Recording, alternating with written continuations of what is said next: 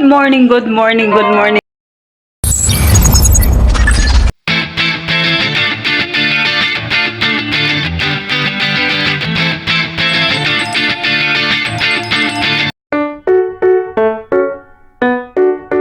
Good morning, good morning, good morning mga palangga na ako diha. Good morning, magandang araw, may buntag kaninyong tanan. Today is Friday at time check it's 7:30. At magkapit tayo guys. Kape tayo. Itong kapit ko to. Hindi ba akong kapikuan man eh.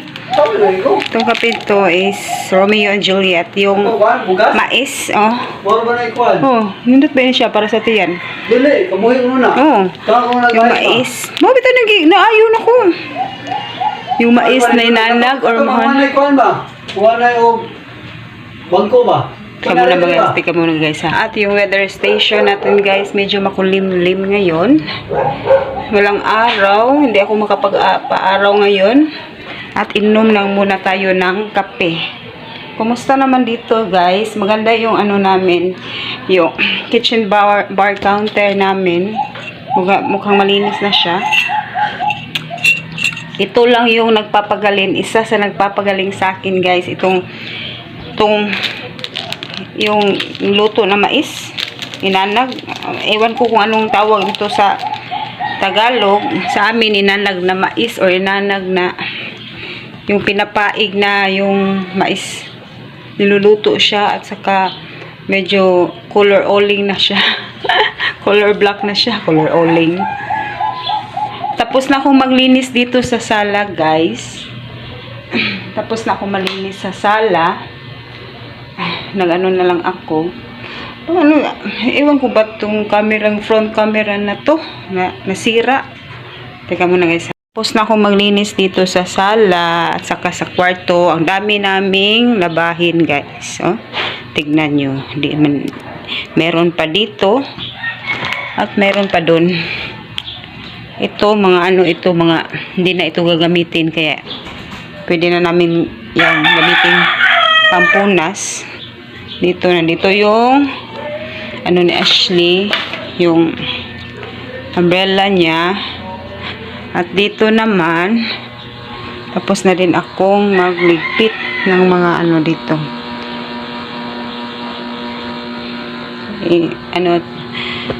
Ano ko na ito, mag-change ako ng bedsheet.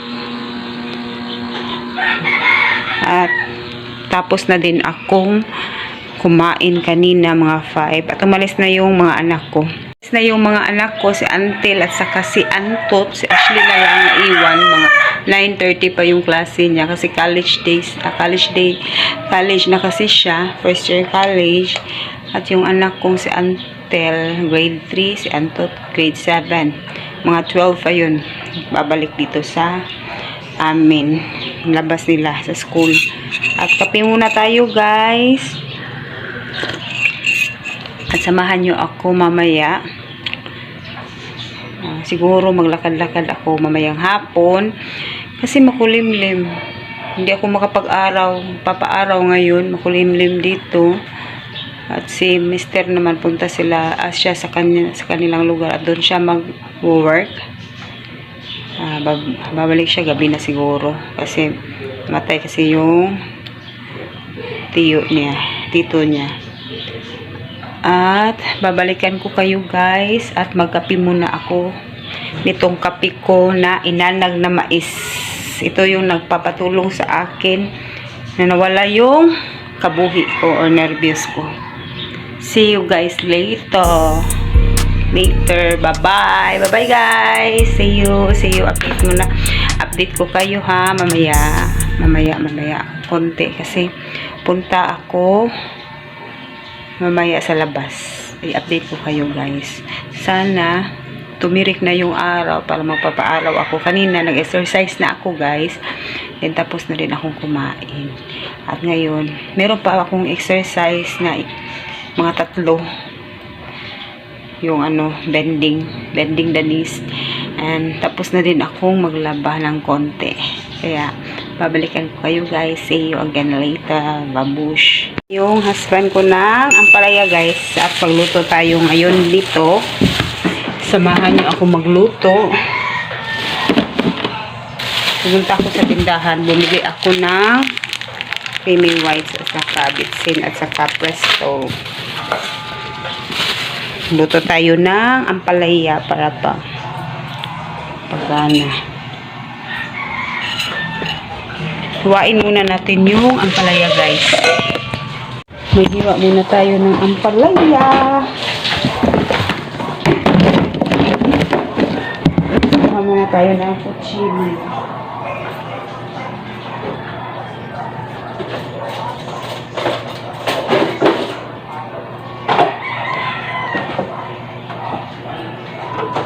Ito yung maliit na kutsili. Hihiwa tayo nito. Dalawang ampalaya ang lutuin ko. Kasi gusto nila ng ampalaya ko. Hindi mapait yung pagkaluto ko ng ampalaya guys. Hihiwa muna tayo nito.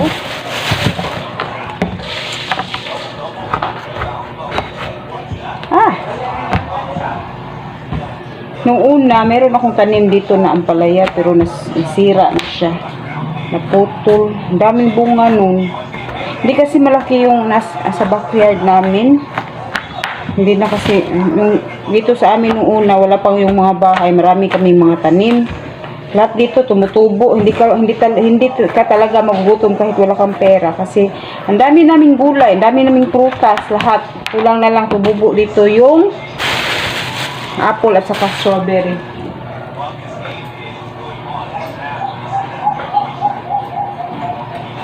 Alis natin itong mga seeds kasi ito ang nagpapait ng ampalaya. Aalisan natin ito. Ang sikreto ko guys, paano hindi mapait yung ampalaya nyo pagkaluto. Ng asin, ibabad nyo ng asin at saka pakuluan. Kumuto ninyo asin ba? Ibabad ninyo ng asin. Tapos pakuluan ninyo ng konti. Hindi yung matigas-matigas pa bago nyo ito igisa na may itlog. Yan ang sikreto guys. At itong mga niya, buto niya, kailangan yung kunin. Kasi ito yung napapait eh. Napait kasi ito. Kailangan kunin nyo talaga ito. Gusto ng mga anak ko kumain ito kasi hindi mapait ako magluto ng ampalaya. Masustansya pa ito. Kasi palagi tayong kulang sa tulog. Good for ito. For diabetic person, for mga anemic. Ito yung kakainin ninyo. Ampalaya.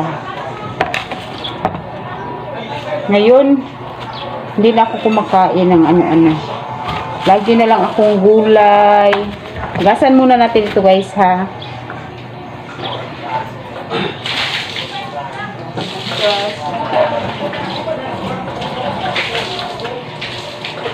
Gasan.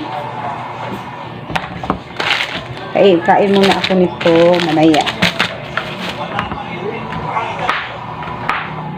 Punta nga pala kami grocery ngayon kasi wala na kami mga sabon, shampoo, wala na kami mga seasoning. Diyan na siguro sa may tugas. Malapit lang din ang grocery dito sa amin. Hindi na kami pupunta doon sa Tabunok kasi layo-layo na. Dami pang tao. Dito na lang kasi konti lang naman ang bibilhin namin. Yung mga pangailangan lang namin.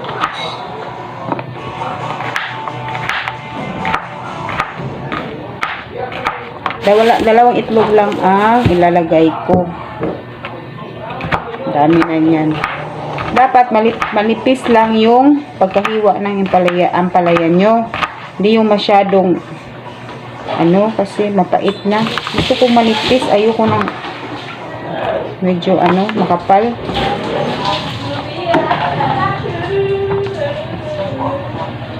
Kung dalawang palaya na to, marami na ka nang makakain ito.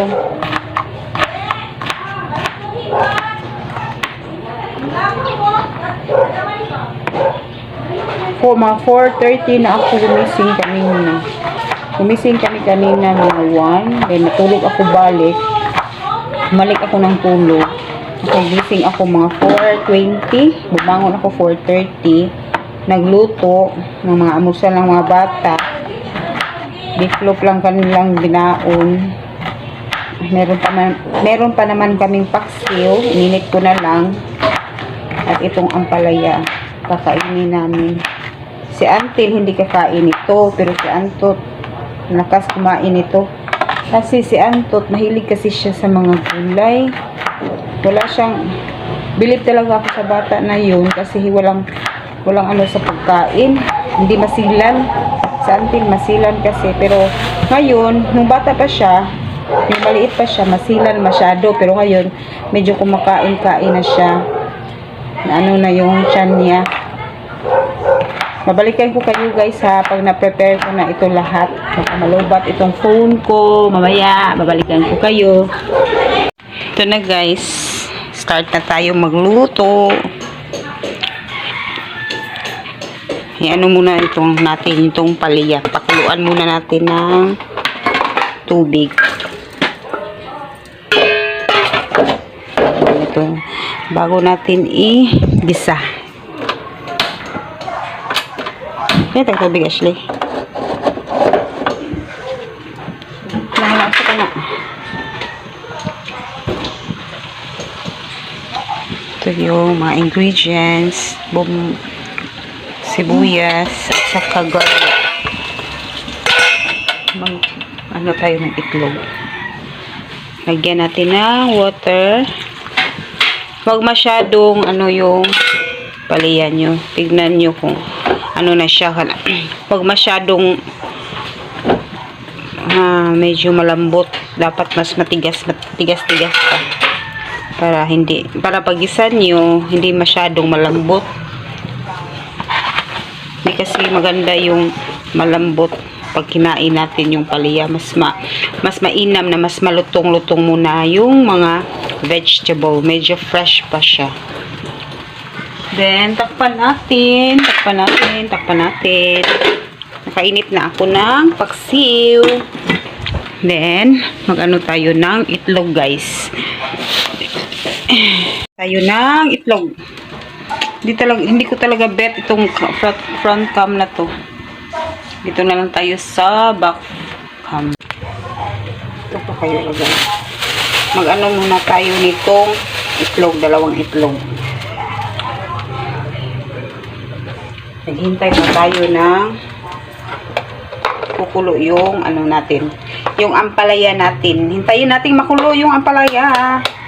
Yung huwag masyadong malambot. Medyo Ito na yung itlog natin, guys. Then, pagkatapos nito, natin ito. Okay ba? Siguro isa. Then, lagyan natin ng asin. Siguro, kita. Where's my asin? Lagyan natin ng asin yung itlog, guys. Itlog. Dito tayo.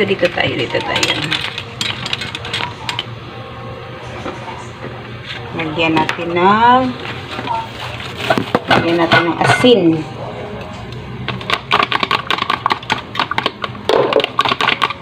Lagyan natin ng asin. Konti lang ng asin. Then, lagay natin itong medyo kumulo na yung ampalaya natin, guys.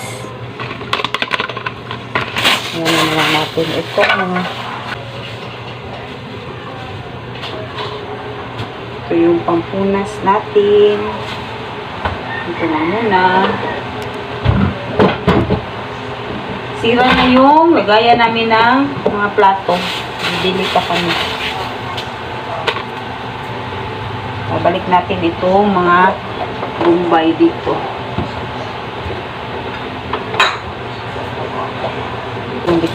Bombay, ahos.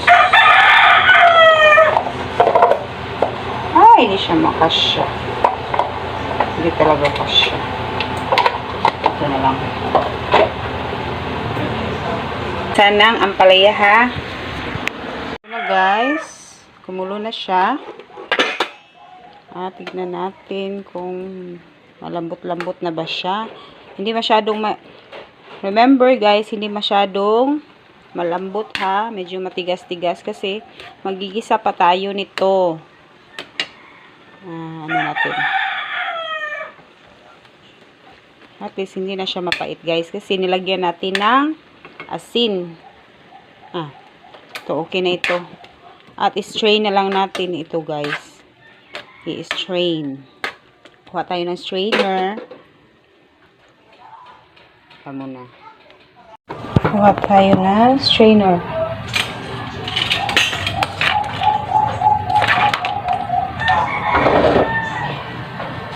Ano natin itong saanin natin itong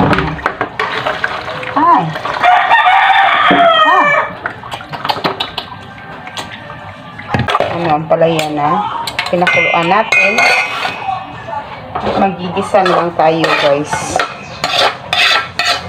Set aside muna natin ito. Tapos magigisa tayo. Gisa muna tayo. Gisa.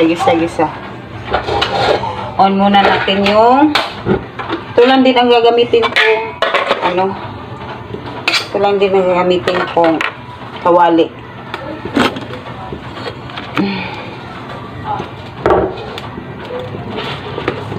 Maglagay tayo ng oil. Maglagay tayo ng konting oil. Bibili pa kami ng mga kawali guys. Kasi ang ano na ng kawali namin. Then lagay na natin ito, sibuyas at saka garlic.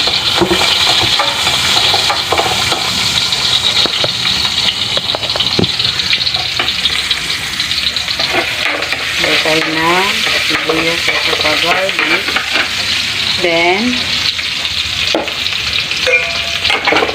ilagay na natin itong ampalaya. Ang bango. Ang bango guys. Ilagay tayo na ampalaya.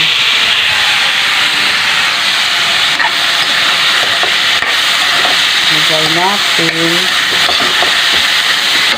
Tapos, lagyan natin ng konting asin.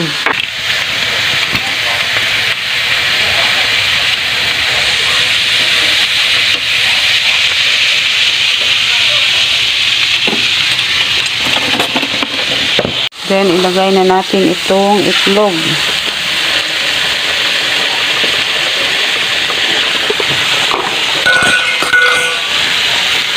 Ilagay na natin itong itlog. Then, haluin natin sa ampalaya. Dalawang itlog lang ilagay ko, guys.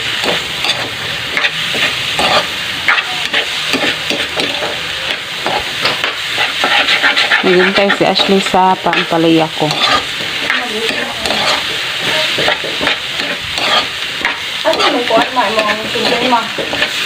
Wali nga.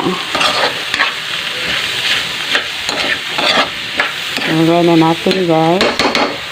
Then ilagay natin yung seasoning. Naglagay tayo ng ginisa mix para medyo masarap.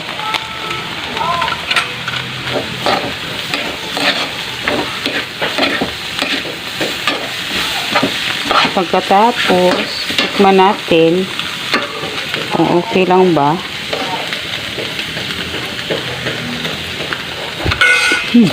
Harap na kayo. Lagyan natin ng konti asin.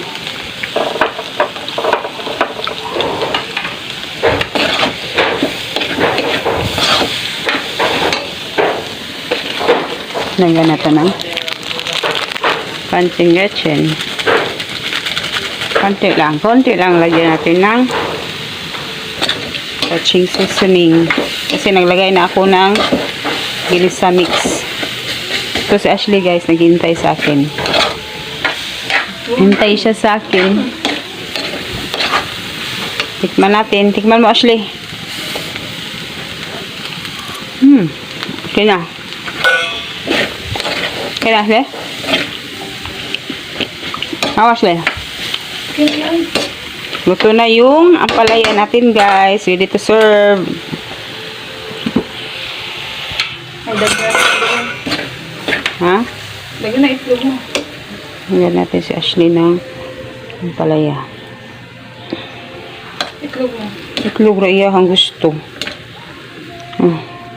Kuan mo. Kutsa. Tinidor. Kanin na lang. Okay na. Kain na kami. Kain na kami ng tatapos yung papaampalaya natin. Tapos na ako magluto. Then magligpit ako ng mga niligpit ko na itong mga ginamit kong mga herramienta. Ginamit kong dito. Ayun, ang weather station namin walang araw.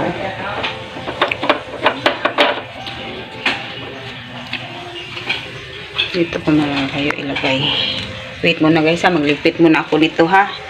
Magligpit muna ako at ilagay ko tong ampalaya ko to. Ilalagay ko ito sa plato. See you guys later. Update muna.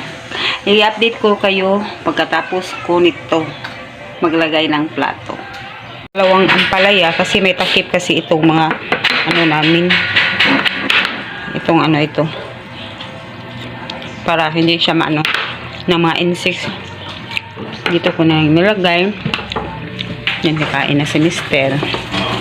Mamaya ko na lang sila takpan kasi medyo mainit pa. Tikman natin. Halap. Yes, muna tayo ng plato.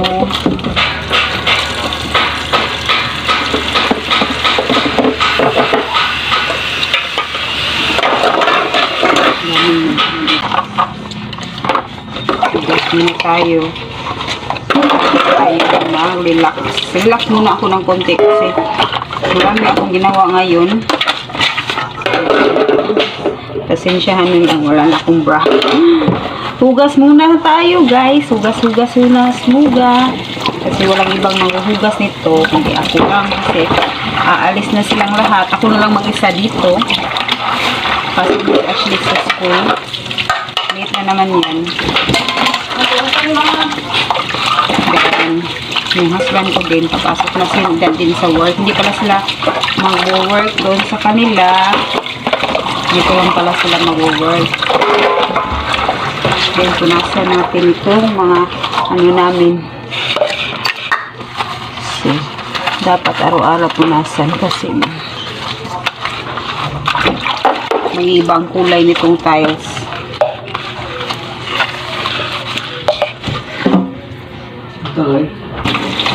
Mag-isipan na at nag-work naman ako ngayon pero nag-resign ako kasi nakasakit yung lola niya. Lagay natin ito sa basura. Ay, ang dami kong liligpitin. Ako lang din ang maghugas nito. Balik na naman. Na talagang ibang gagawa nito kundi tayo lang. Ito lang muna kasi CR muna ako guys ha. Balikan ko kayo. Sa wakas natapos din ako magluto.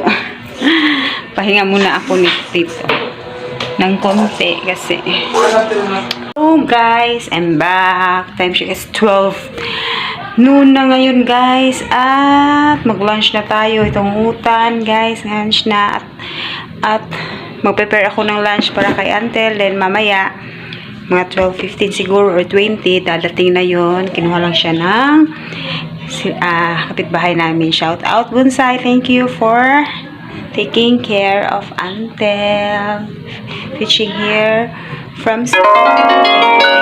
Thank you. At yung ulam ko guys, itong utan Bisaya at itong ampalaya na niluto ko kanina, si Antil, yung paksiw lang. Kasi hindi siya kakain ito. Kaya antayin natin sa Antil guys ha. Balikan ko kayo. Kain muna ako. Kain ako una. Tapos si Antil, i-prepare ko yung food niya. See you guys later.